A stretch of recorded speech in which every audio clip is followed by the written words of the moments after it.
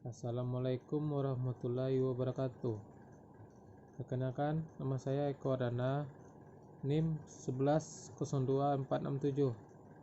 Baiklah, saya akan menjelaskan tentang komponen-komponen sensor yang ada pada mobil. Baiklah, saya akan menjelaskan komponen-komponen sensor yang ada pada mobil. Yang pertama yaitu TPS atau Throttle Position Sensor. Throttle Position Sensor atau TPS terpasang di throttle body serta selalu berhubungan dengan throttle valve atau katup gas. Sensor TPS ini berfungsi untuk mendeteksi perubahan posisi dari throttle gas dan kemudian akan merubahnya menjadi sinyal elektrik yang nantinya akan dikirim ke ECU sebagai salah satu sinyal atau input masukan. Selanjutnya, komponen sensor yang kedua yaitu CKP atau Crankshaft Position Sensor. Sebuah sensor engkol atau perangkat elektronik yang digunakan dalam mesin pembakaran internal untuk memantau posisi atau kecepatan rotasi crankshaft. Informasi ini digunakan oleh sistem manajemen mesin untuk mengontrol waktu mesin pengapian dan parameter mesin lainnya.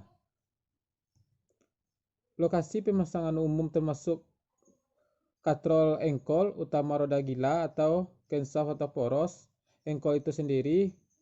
Sensor ini adalah sensor yang paling penting dalam mesin modern. Ketika gagal, ada kemungkinan mesin tidak akan mulai atau memotong sambil berjalan. Selanjutnya, komponen sensor yaitu Crankshaft Position Sensor atau GPS. GPS berfungsi untuk memberikan data masukan ke ECU tentang posisi langkah mesin untuk menentukan langkah hisap di mana terjadi pembukaan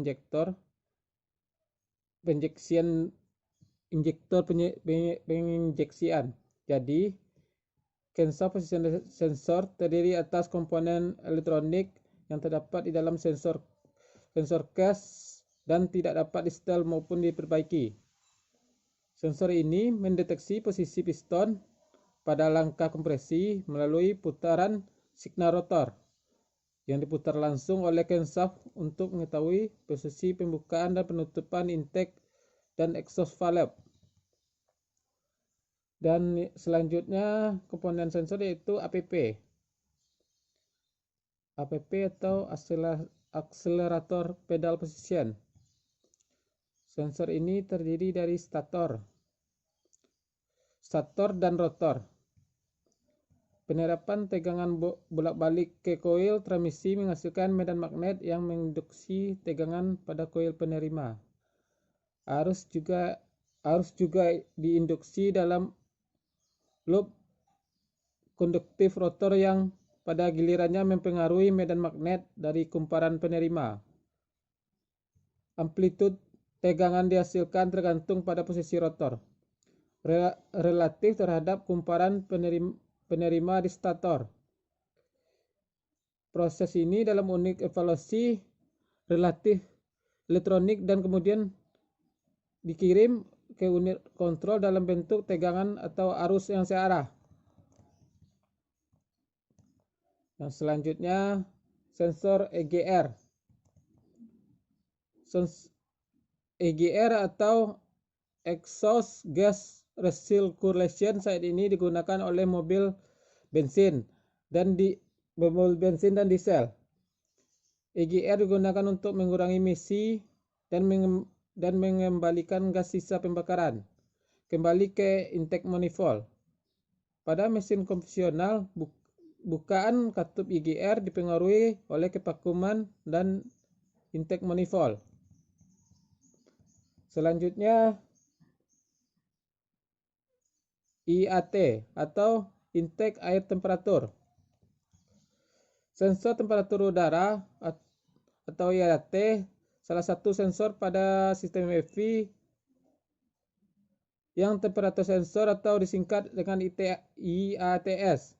Sensor ini berfungsi untuk mengukur atau mendeteksi temperatur udara yang masuk ke dalam intake manifold. Kemudian sensor IAT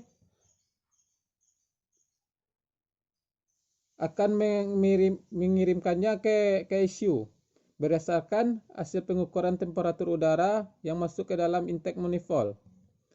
Sinyal dari IAT sensor ini kemudian digunakan oleh ECU salah satunya untuk mengatur berapa banyaknya jumlah penyemprotan bahan bakar yang akan diinjeksikan oleh injektor.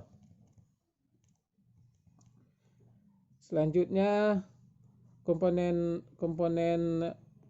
sensor yaitu ECT. ECT digunakan untuk mengukur suhu pendingin mesin-mesin pembakaran internal. Pembacaan dari sensor ini kemudian akan kembali ke unit kontrol mesin ECU yang menggunakan data ini untuk menyesuaikan injeksi bahan bakar dan waktu pengapian.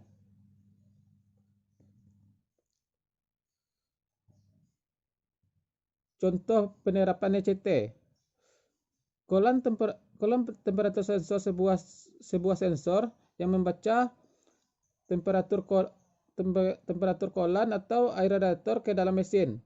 Kolan yang terdapat di dalam blok mesin serta silinder head menyerap panas yang terjadi pada silinder ketika mesin berjalan. Penyerapan panas inilah yang membuat mobil senantiasa dapat bergerak dan beroperasi seperti biasanya tanpa panas berlebih. Dengan kata lain, informasi temperatur panas ini dikirim ke ECU untuk mengontrol fungsi lain dari operasi mobil seperti mengaktifkan kipas pendingin mobil, mengontrol komposisi udara dan bahan bakar mesin. Sensor ini juga disebut dengan kolan temperatur sensor. Mobil modern sudah menerapkan sensor pada dashboard jika mobil mengalami kerusakan pada kolan temperatur sensor. Hal ini membuat banyak para pengemudi lebih memahami bagian kerusakan pada kolan sensor. Selanjutnya, sensor MAP. MAP merupakan salah satu sensor yang digunakan dalam sistem kontrol elektronik mesin pembakaran internal. Mesin yang menggunakan sensor MAP biasanya bahan bakarnya diinjeksikan manifold sensor tekanan absolut memberikan informasi tekanan manifold seketika ke unit kontrol elektronik mesin atau ECU. Data tersebut digunakan untuk menghitung kepadatan udara dan menentukan laju aliran massa udara mesin, yang pada gilirannya menentukan metering bahan bakar yang diperlukan untuk pembakaran yang optimal dan mempengaruhi muka atau timing pengapian. Sebuah mesin injeksi bahan bakar secara bergantian dapat menggunakan sensor aliran udara atau sensor MAP untuk mendeteksi aliran udara yang masuk ke intake. Sebuah konfigurasi khas menggunakan satu atau yang lainnya, tetapi jarang keduanya.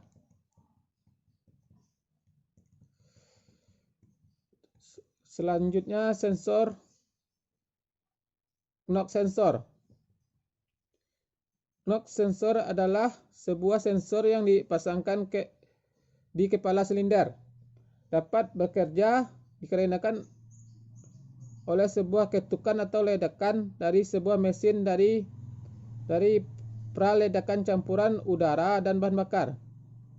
Merupakan suatu sensor yang mendeteksi ketukan mesin dan mengirim sinyal ke ECM atau mendeteksi pembakaran yang tidak normal.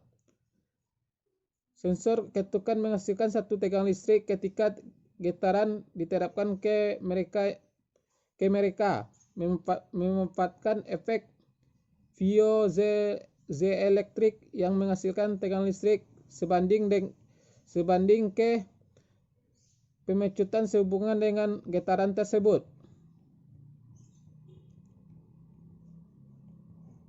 Selanjutnya, sensor yang terakhir yaitu sensor VPS atau vapor pressure sensor, adalah sensor yang digunakan untuk mengukur tekanan uap dalam sistem kontrol emisi evaporatif. Penerapan sensor VPS, sensor tekanan uap dapat terlihat di tangki bahan bakar dekat rakitan tabung arang atau lokasi yang terpencil. Baiklah, sekian dulu penjelasan dari saya. Assalamualaikum warahmatullahi wabarakatuh.